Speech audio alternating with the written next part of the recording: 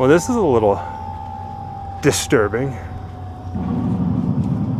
Right now, Jessica and I are kind of lost in a cornfield, or is it a corn maze? I mean, after all, this is part of the series of us visiting haunts across the country that will scare you. Baby Ghoul, do you know which way we're supposed to go? No, we're lost. Night falls. Is that apple cider donuts that I smell in the air? Does that mean I'm going the right way? I think we're in the right spot. I mean, after all, we are in North Carolina. The forest holds its breath.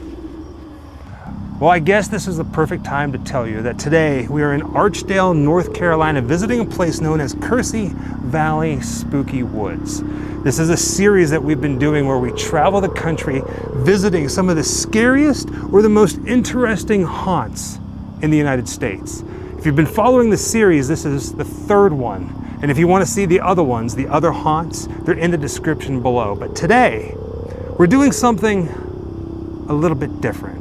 You see, the haunt that you're about to see is very family friendly, but at the same time spooky. It's spooky. But family friendly. And you can kind of get lost in a corn maze if you're not careful. I'm lost. We'll find our way out somewhere around here. Well, I think we're going the right way, Baby Ghoul, because off in the distance I can see a light and I can hear some spooky sounds. Now, truth be told, in order to come here, no, you don't have to get lost in a corn maze. They actually have a parking lot. But we're gonna show you what they have here. Some behind the, Baby Ghoul, don't run off too far. We're gonna show you how they choose to scare you and your family. I see you over there. This should be fun. A little bit different. A little bit different. Hey, wait a second. Really, Jessica and Michael? Man, we closed the maze adventure at 6 o'clock. We got to get ready for Spooky Woods. Now we know whose car was in the parking lot. We kind of went off on a little bit of an adventure on our own, so we had to stick around. It happens. All right? Well, you made it back to the entrance. Now we can get ready to go see Spooky Woods.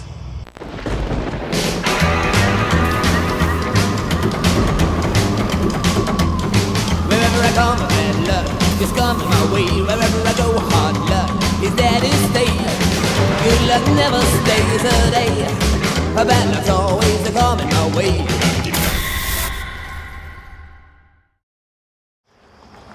So Tony, now that we're here deep in the woods, why don't you tell us a little bit of history about this place?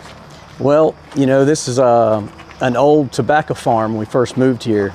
I was 9 years old, and my father decided he wanted to grow Christmas trees. So I remember planting these thousands of little seedlings, and we made them in perfect rows. And I guess we're going to be tree farmers. Well, shortly after that, my father decided he was going to move back to Switzerland. So he said, the farm's going up for sale. And I was devastated. I was like, man, all my friends are here, and you know, I grew up here, I was born here. I'm the only one in my family that was born in the States. So, you know, Switzerland was so foreign to me. You know, I've seen it, I've been there, but this is my home, right? Archdale, North Carolina, it's my home. So he said, well, we're gonna have to find a way to pay for the farm. So at an early age, fast forward a few years, I was 15, and we decided we're gonna try to build a haunted house.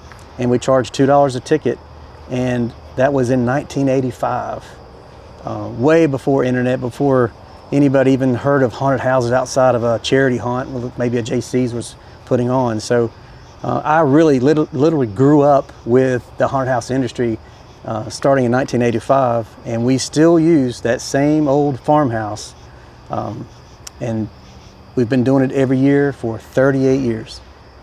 All right, so now I got something really special for you Grimm Life subscribers. Hopefully you subscribe. I've never opened up the haunt before to anybody, so it's just a special treat. I'm gonna take you inside the original farmhouse that we built starting in 1985, and there's some things in there that no one has actually ever seen that are really reminiscent to me as a teenager, that we did kind of decorate the staircase in there. I'm gonna show you. Just come with me.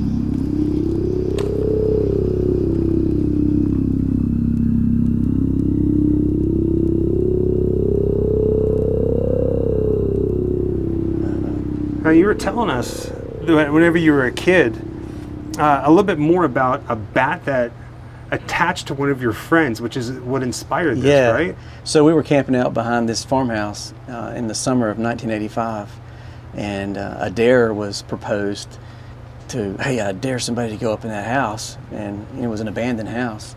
And the same house that we're in right now. Same house we're in now, and I was like, well, I'm not going up in there, you know. So one of my buddies went up there, or up in here where we're at almost now, and apparently a family of bats were stirred up, and one latched onto his back, and he started, you know, screaming, and y'all come get me, help me, there's something up here, and it freaked us all out. And so the next day we were reminiscing about, man, that was scary that night, and the idea came up to, why don't we make a haunted house? So we turned this small farmhouse into a 5-room haunted attraction as, you know, 15-year-old teenagers, and we had no budget. So what you're seeing here on the walls is kind of paying tribute to really what started it all. When I was, 15 in the summer of '85, I cut out these patterns of a bat, and we painted these bats all the way up this staircase. Which there's just a few pieces of sheetrock left because we don't use the upstairs of the house anymore. So what you're seeing here is just a little piece of history that I've never showed anybody. I love it. So Grimm Life fans, you're seeing something that is truly a part of Kersey Valley history, and it's pretty special to me. I feel very honored, man. Thank you. Now, you were also telling us earlier that it wasn't always called Kersey Valley Spooky Woods, right? Right. So, man, back in '85, it was, we didn't have copy machines, we didn't have computers. So I remember going to my dad's office in Greensboro, North Carolina, and hand drew, again, bats on a 8.5 by 11 piece of paper, and we had to come up with a name. So we called it House of Death, and it's probably not the best name, but that's what we called it. And the next year we did it, we called it House of Death 2. We did that till House of Death 3, and then I was like, okay, we're getting, these Roman numerals are getting bigger, so we changed the name to Kersey Valley Haunted House. So that's where the name Kersey Valley first started coming in. And then we called it Kersey Valley Haunted House and Forest is where it went next, because we went through the woods behind this house. And then it progressed even further. And when we first moved here, we planted Christmas trees, and we planted 1,000 of these trees, and we decided to let them grow because we didn't want to farm them. So those trees started growing up, and they grew together. And one day I was walking along those trees, and I noticed how dark it was up in those trees, and it was really spooky. So hence the name Spooky Woods. So we dropped the house and we added, Spooky Woods to Kersey Valley.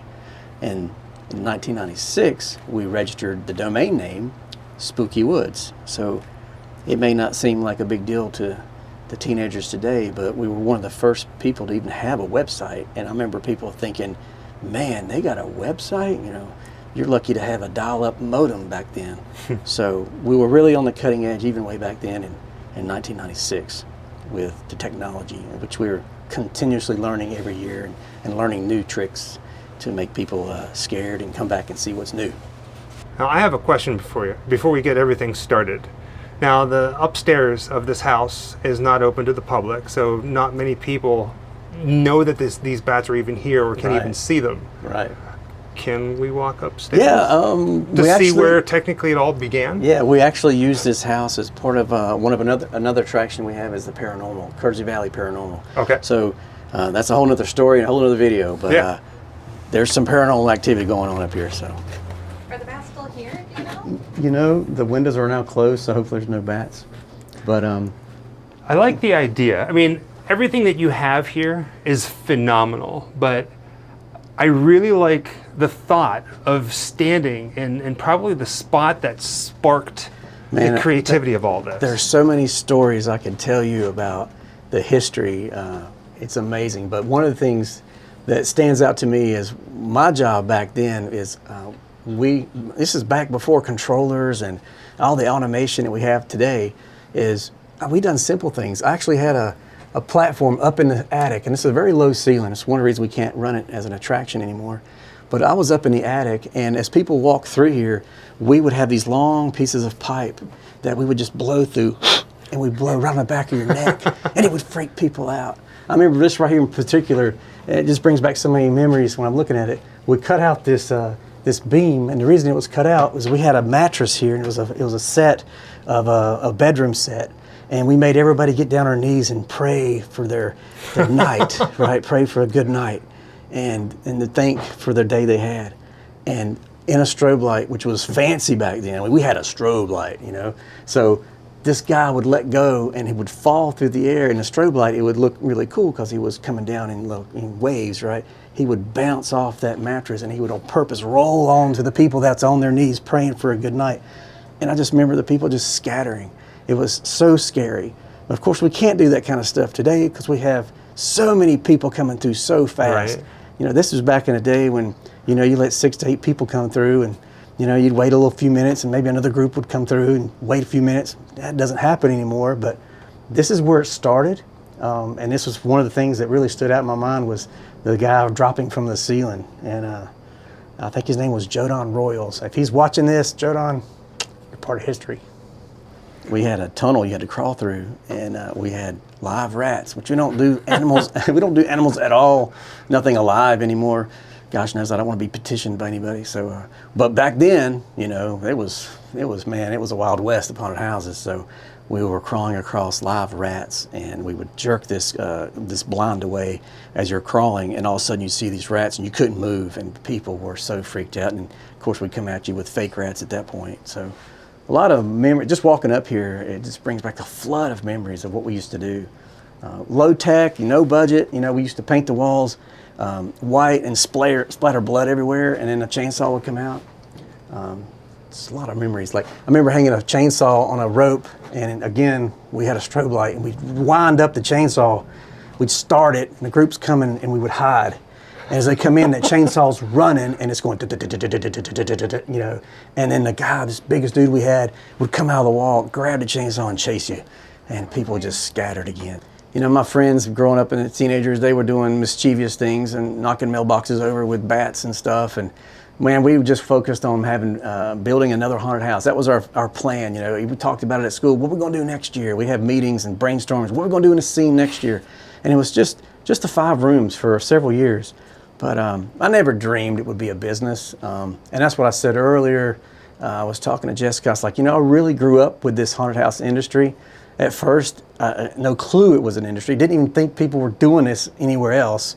Didn't know there was people doing this for a living back then at all. It was mainly charity events were doing it.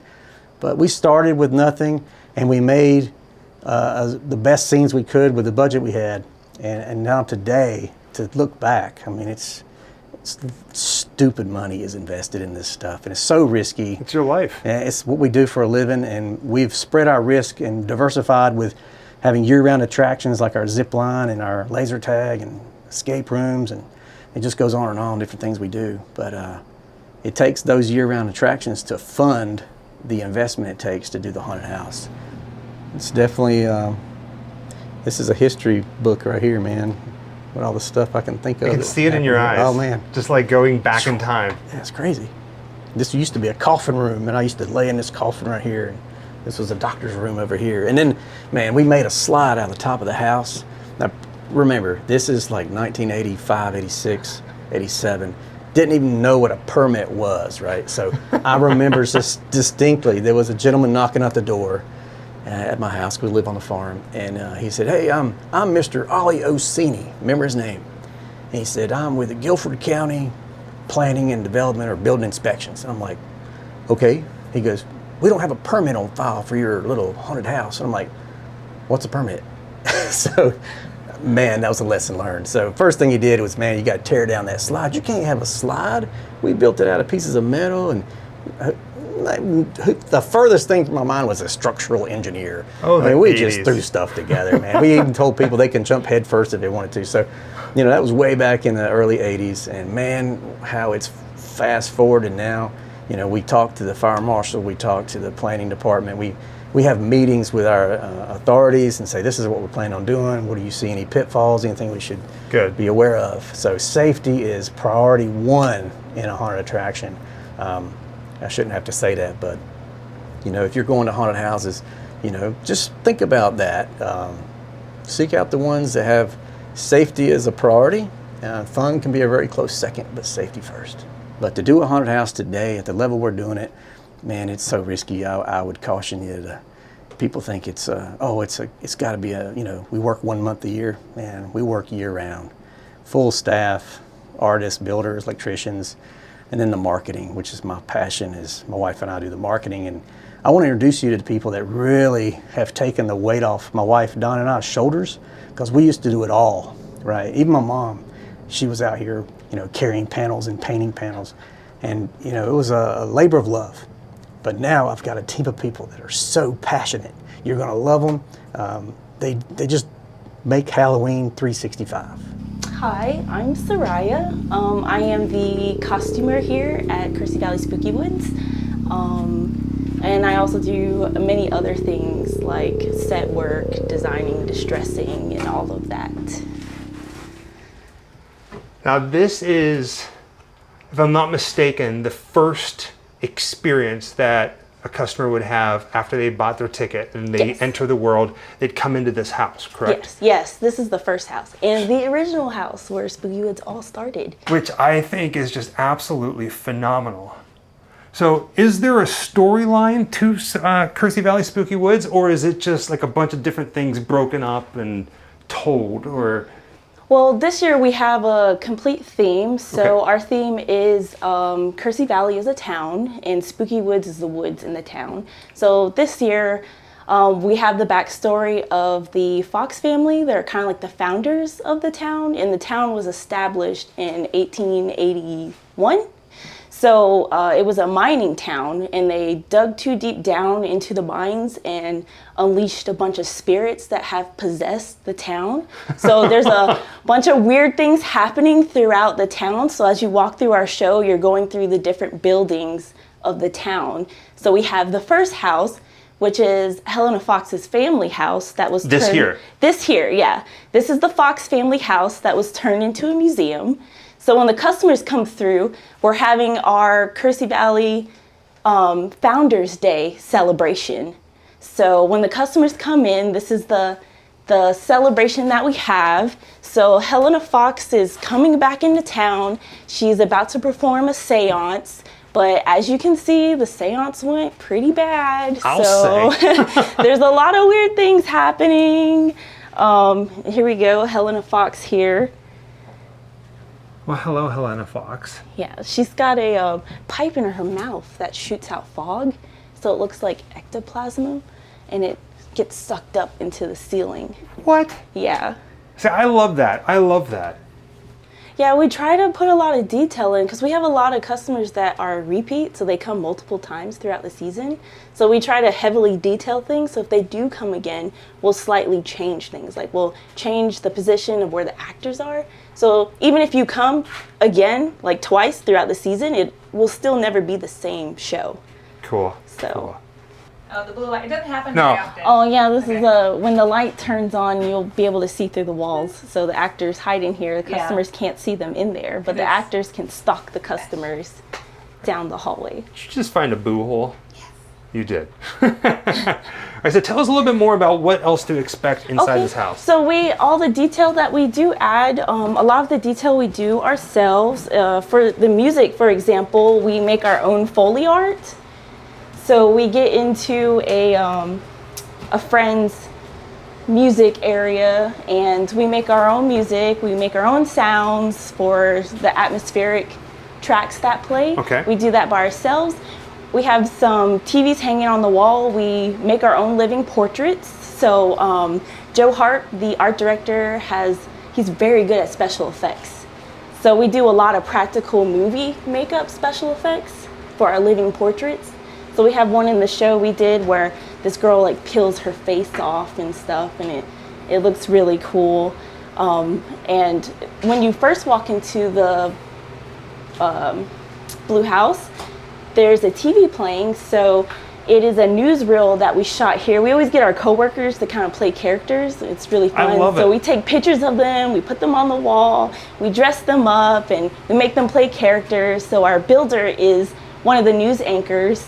So while you're walking through, you're hearing and seeing the TV play this fake news broadcast that we made talking about the history of Kersey Valley, the town, and the house that you're walking through, the Blue House, which is the museum of Helena Fox and the Fox family.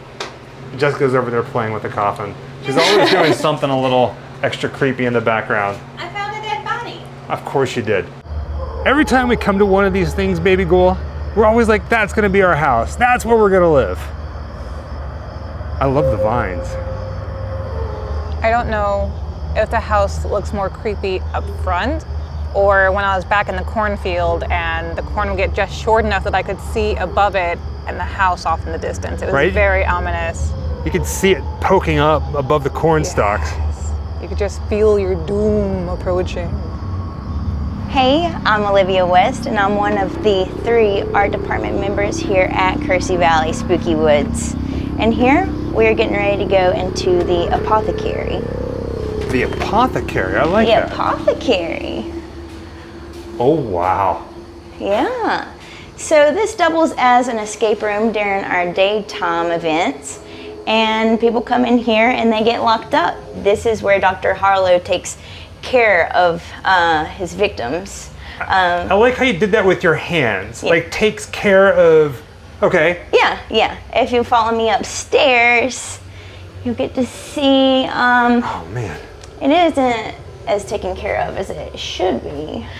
So this is where our characters come in. They have all kinds of hidey holes in here. Behind this wall is a good scare. Gotta say hello to this friend. Hello. All right, comes right. Yeah, he's got a serious case of something. I don't know what Dr. Harlow did to him. Was that you? That was not me.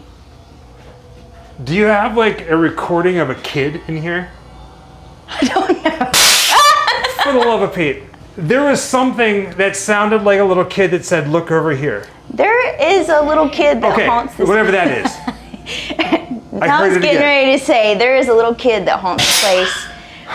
We refer to her as the ice cream girl, and I don't know how she haunts the place, but a lot of people have seen her. I haven't seen her, thank goodness, but it is a thing. That freaked me out. Oh, okay. Yes. As you can see, we're getting a little bit more nitty gritty back here. We have our patients, which are taken care of for the most see part. that. The floors are creaking. Yeah, it's not supposed to do that. And here is the facility where they can relieve themselves. Just a little bit. Oh. Shh. All right, so there are no scare actors here. We should tell people that, but there are sensors with air scares, whatever you want to call Yeah, them. there are a lot of animatronics here. Okay, so if I jump, or Jessica jumps, or somebody screams. No, I and still if- jump. you I'm still terrified jump? of it. I'm terrified of animatronics. I love that you're walking through here with a smile and you're laughing like a giddy little kid. That's the the way cover. it should be. Oh, that's to cover it up? Yeah. Yeah. All right. Poor old Bill. But poor old who? Oh, Bill. You have to name You all of name your the friends in the corpses? sets. Yeah. What's his name or her name? Well, I don't know his, but Well, we're gonna name it Jessica. Jessica. Yes. At least it says don't touch on it. Don't touch. And we have all kinds of artwork, which we do all of. We take the time to go through all kinds of picture books and just rip them out and put them on the walls. Whatever we think Dr. Harlow might be enjoying, we plop it up on the walls.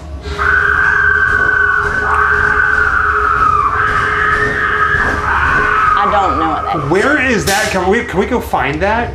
Yeah. Somehow we there's- missed that, and I heard Jessica scream. So after you, I'm sorry. Let's run up these steps. I feel this is awesome. Just running through 100. What got you? What was that? Because I missed it completely. You got. So the body bag that's behind you, Got me. supposedly it doesn't have a name, but we named it Jessica. You're welcome. So, and we were informed that is the proper term haunters? or scare. Oh, it was not scare actors. Scare actors was if you're inside the haunt scaring people. But people who create, is there a name for those, for people who create Haunters. the haunters? Yeah. So we were informed that haunters, it's common for you guys to name the corpses in the haunt. Yeah. And that one didn't have one, as far as we know. So I named it Jessica. We can name it Jessica. Okay, Jessica is in the bag. See? Jessica's in the So if you come here to Kersey Valley Spooky Woods, you can see Jessica, and it moved it. Yeah. It's happy. All right. We just hang some green hair. Poor Jessie. There you go. Oh no. Some green hair out the bottom of the bag. You're always leaving green hair everywhere, so I'm sure you can probably, tomorrow in the sunlight, you can probably find some green hair on the ground. Oh, little strands. Oh, not green hair. In the corner. I'm gonna keep moving forward. It's all right. You know you always go first. So we got a body in a bag named after you now. Oh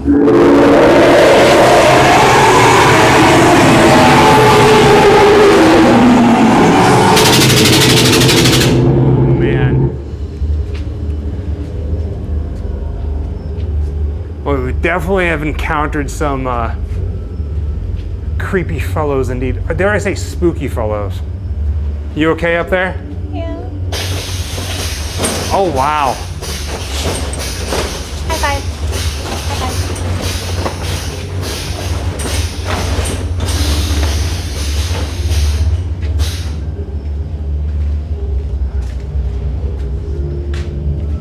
All has gone quiet. We started this journey with a group of people, and one by one they keep dropping like flies.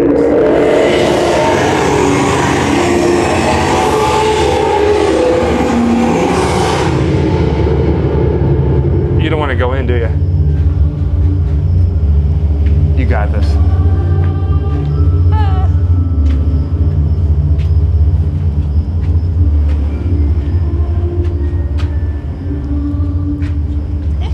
I don't like what I'm hearing down there. I can hear it from here.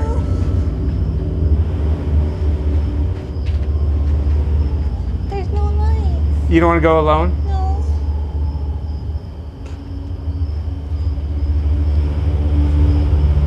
And the fact that this is all outside says, welcome to the town of Kersey Valley, the town where spirits rise, established 1881.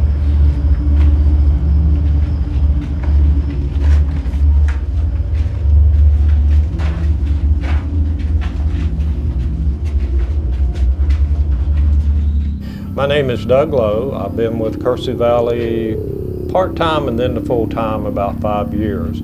My job out here is one of the builders, and I also do assist with the lighting and the sound or audio for all the music that you're hearing. All right, now you're going from the town hall into the mine shaft, and this is the transition area, set up just like a mine shaft would be. And as you come through, you'll see posters of missing people from the town of Kersey Valley. So you're actually going down, or at least it feels like you're going down. And then you come to level ground, and now we're entering into the mine shaft itself. And right here is the elevator that takes you up, down to different levels of the mine shaft. And as you come through, you can see all the detailed work that the art department put in aging the lumber that you would see. Different scares. This one, we have an actor that can come out of here, this area, and as you come along, the actor can come out of this, same actor can come out of this area as well, so get a double scare. And then we have an actor that will be in the window here. As you come on through, we actually have mine carts that come out of the wall. Oh, wow. And they're on air system that brings them down to right here. So that's a great scare. Well, hello, I'm Joe Harp, and I am the artistic show director for Kersey Valley Spooky Woods.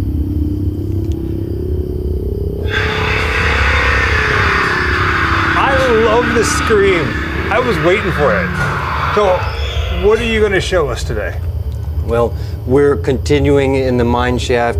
This is where the miners have dug very deep into the earth, so they're begun storing some of their elements so they can keep working in the deepest depths below the town of Kersey Valley. All right.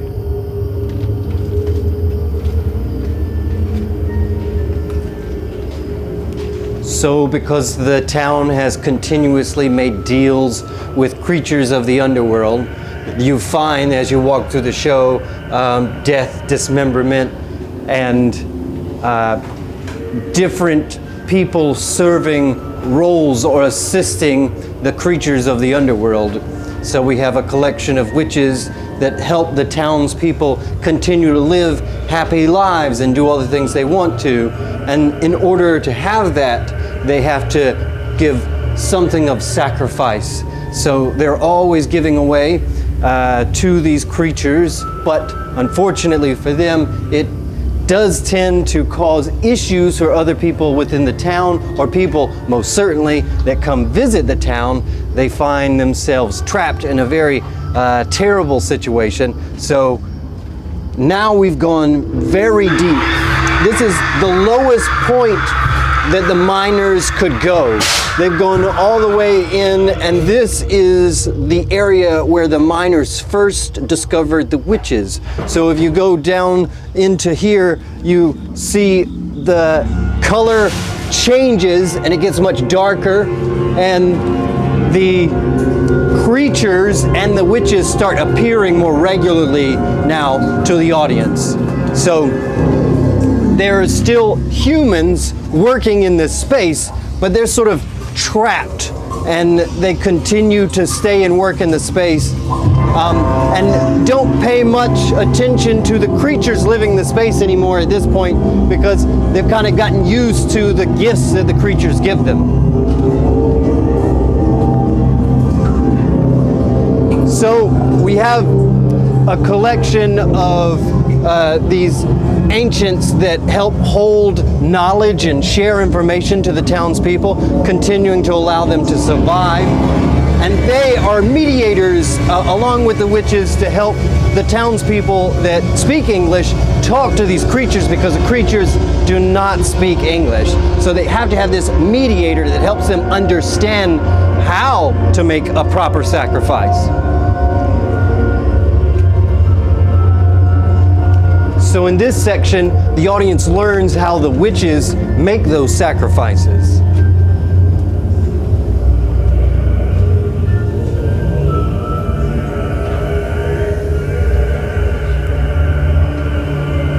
The music and the visuals here, it's just blowing my mind, man. So we've created a number of our own props, or we'll buy props and add to them.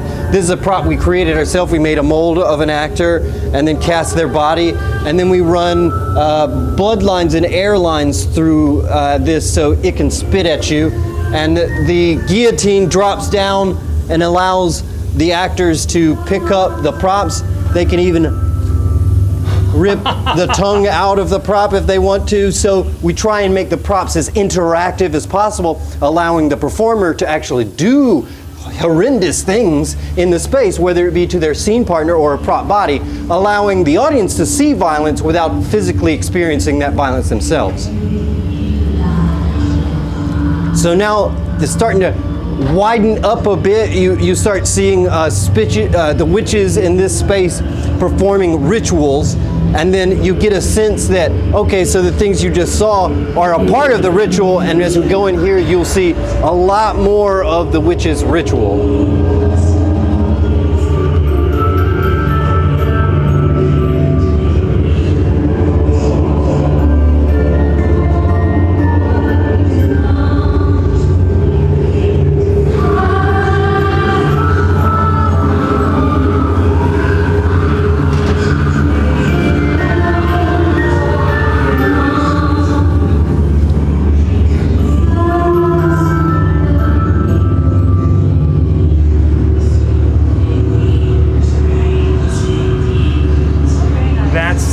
Crazy cool. Thank you. I love that one. That was great. So this is actually you. That's me, yeah. That's me also. And then this is one of our old makeup artists removing a makeup we did on her that was a 2-part makeup that she could remove her face. I love that you guys do this, that you create Thanks. everything that's in here. And look at that. The planchette is even moving on the Ouija board.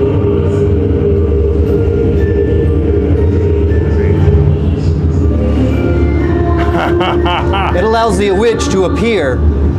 I love that. We also have this interactive goat prop that we made, so it can have its bones broken.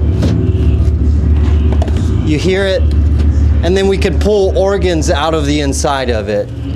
This whole section is just creepy. Thank you. It's the whole feeling of it. Yeah.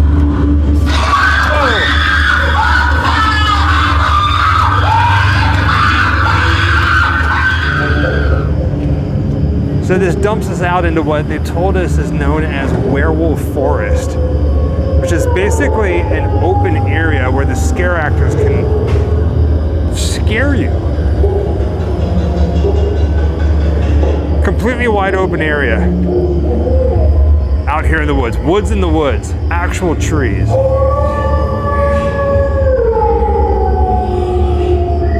This is wonderful. I would lose my mind if somebody came charging at me dressed as a werewolf. Oh, I would too, but I keep getting distracted by the lightning going off against the trees, and it is so starkly beautiful that I forget that I'm in a scare zone, and then my anxiety shoots up. It's a wonderful situation to be in. And let's not forget that these are real trees. I mean, this is out in The the Christmas woods. tree farm that was planted a long time ago.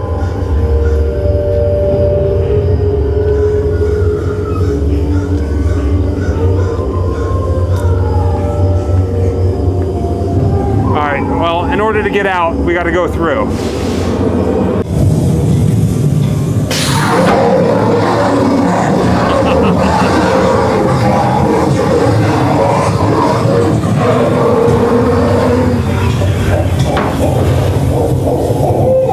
We have no idea where anything is.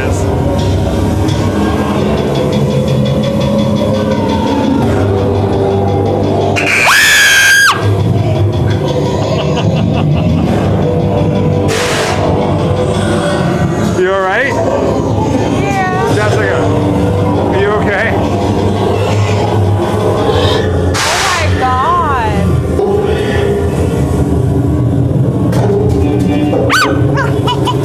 Did the scarecrow get you? Look at that thing. Oh my God.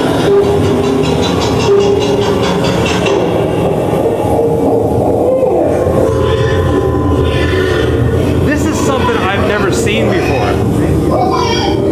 This is cool, man.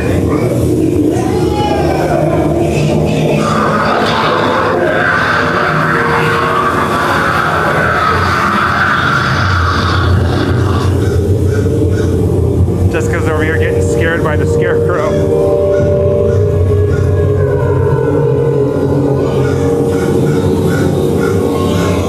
Look at that.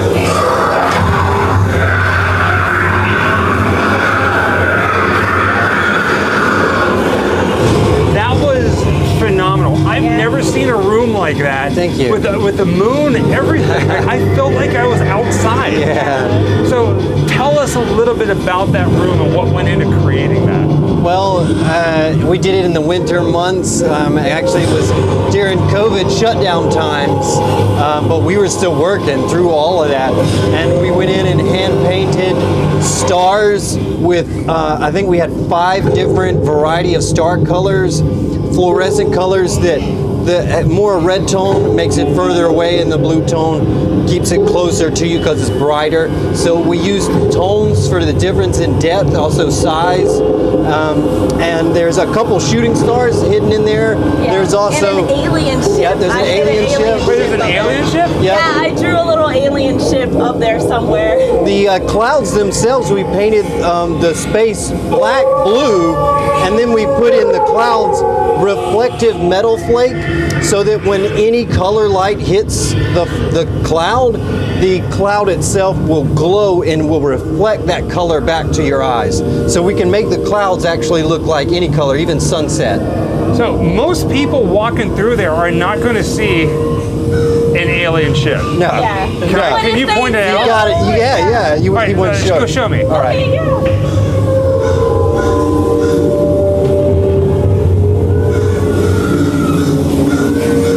Okay, let me see if I can get the. All right, So if you look up by this cloud here, you see that little tiny figure right in between those two clouds. Yeah. Right there is my little tiny alien ship. Shooting star. And then I hit a shooting star over there.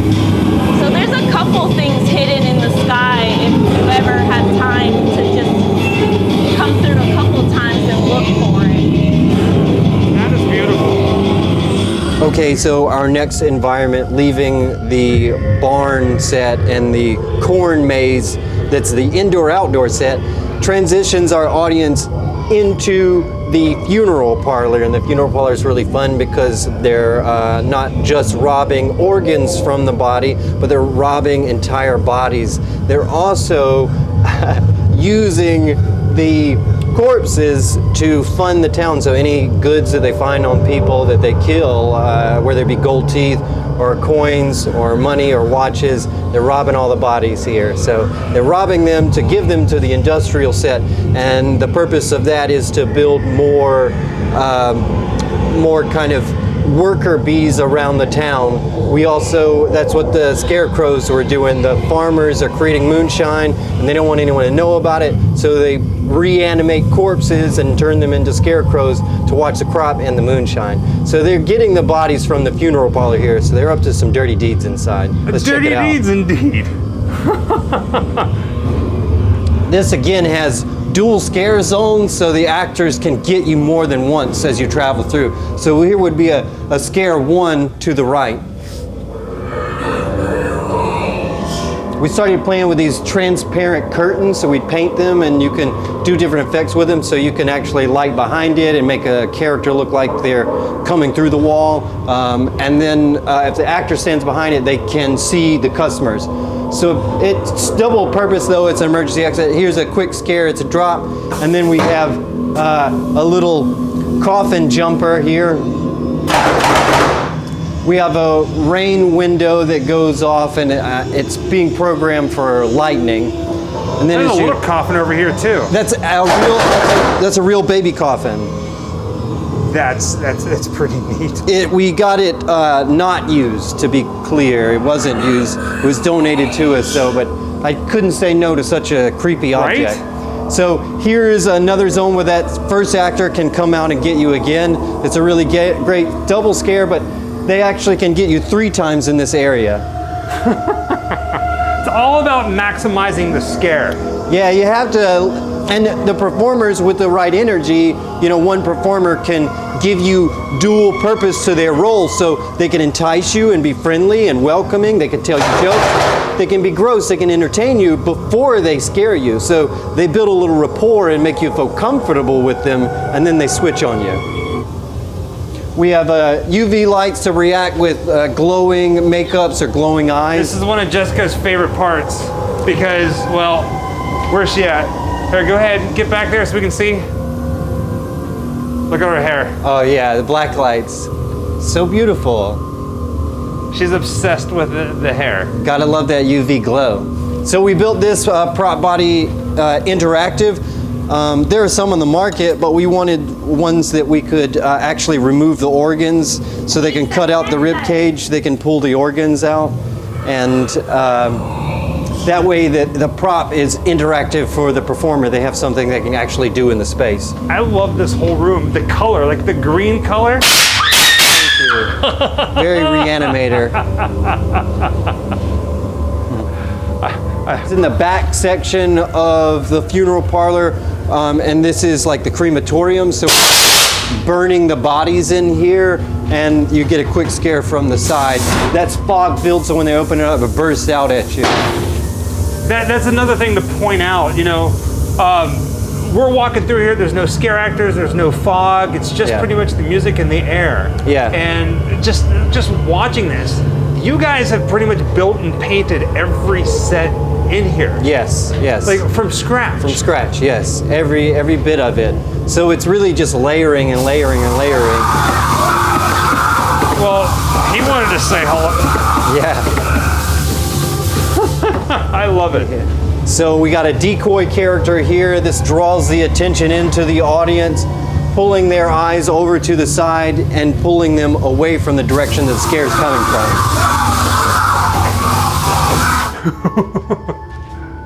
Oh, there he is. Right? No. That's Teddy. That's Teddy? Yeah. So here's some of the disgusting food that we made. Some more over here, some desserts and ice cream. We even made our own cherries and nuts here, blueberries. You know what you guys brownies. should do? Kersey Valley. There should be a cookbook that's sold in the gift shop. We have playing on the speakers in here created meals. So we tried to come up with the most gross sounding food we could think of. So that's what we put in here. It plays over, and you can hear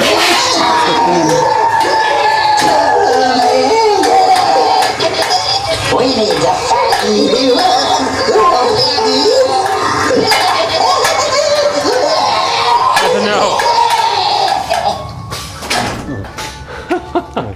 That's a big no for me. So we have hide scares here. So the actor comes out of the wall.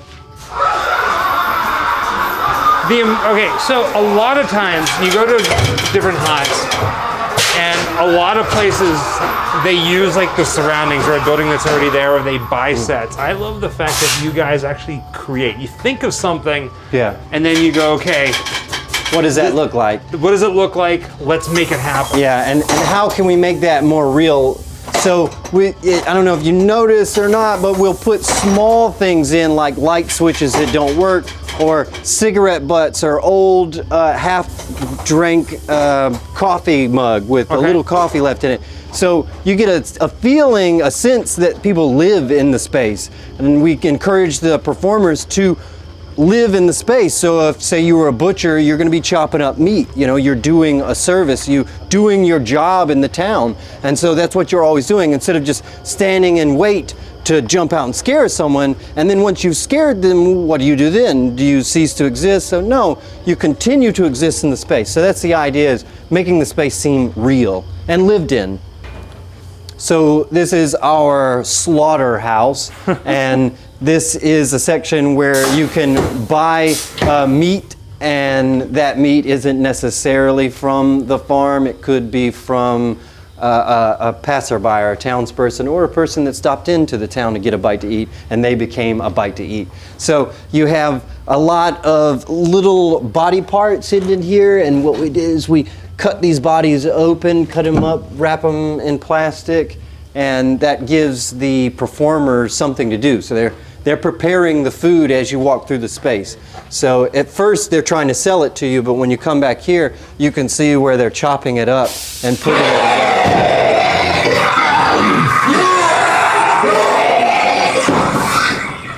Okay, I'm sorry. Your food's good.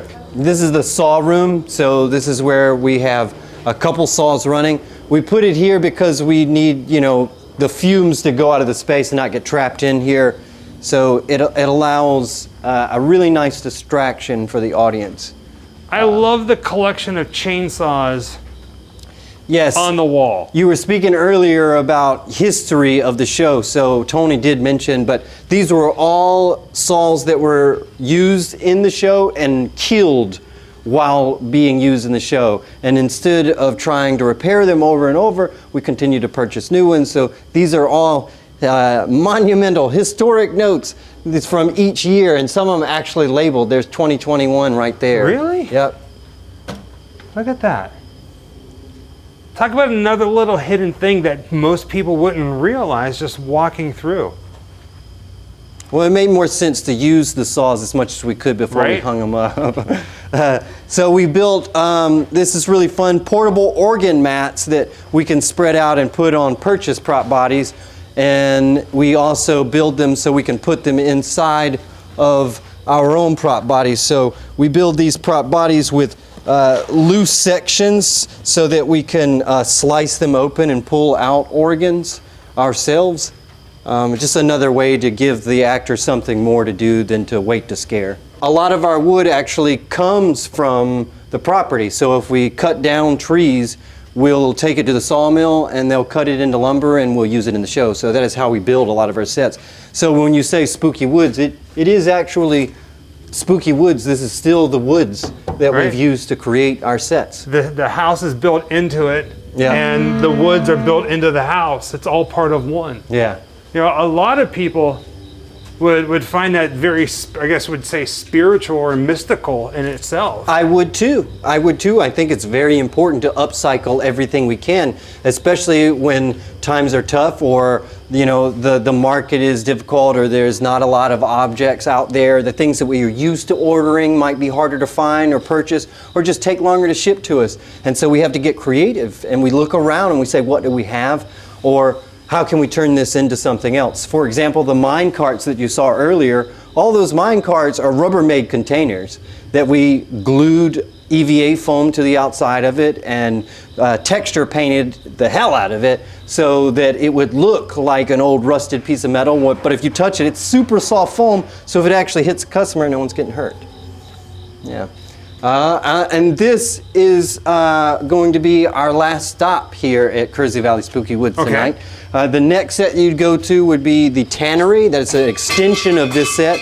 And then after that, you'd find the last set of our show we call the Inferno Set. And then as you saw a portion of what that feels like in the cave set, but it's the deepest, darkest section that the miners have gone into. And that is where you finally meet the creatures that have been offering them these deals since the 1800s. Wow. And those creatures are everywhere. We quadruple the amount of performers in the exit for kind of like the finale you'd experience in a fireworks show with just constant scares from every direction, all around you. As many scares as we can get all at once. So it's very hard hitting at the end. And we purposely create hot and cold showers in the show. Lulls of music, atmosphere, so you feel confident, you feel comfortable again, and then that makes it easier to scare you again, because if all we're doing is screaming at you constantly, you become desensitized. So we have to loosen it up a bit, entertain you, make you feel at home again, and then go right back to scaring you. I love doing that. It's very fun.